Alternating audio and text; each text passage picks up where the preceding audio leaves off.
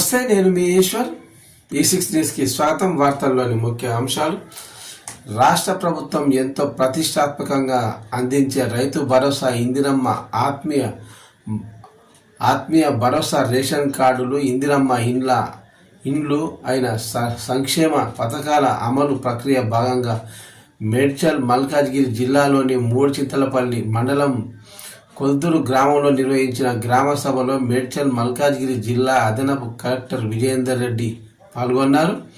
ఈ సందర్భంగా ఆ అదనపు కలెక్టర్ మాట్లాడుతూ, దరఖాస్తు చేసుకున్న అర్హులైన ప్రతి ఒక్కరికి సంక్షేమ పథకాలు అందుతాయి అన్నారు. గతంలో దరఖాస్తు చేసుకోని వారు కంగారు పడవద్దని, ఇప్పుడు కూడా దరఖాస్తు చేసుకోవచ్చని, ఇది నిరంతర ప్రక్రియ అని తెలిపారు.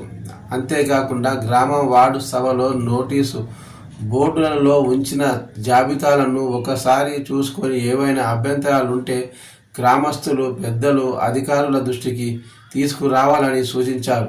ఈ కార్యక్రమంలో మూడింతలపల్లి తహసీల్దార్ నరసింహారెడ్డి, సిబ్బంది, గ్రామస్తులు తదితరులు పాల్గొన్నారు.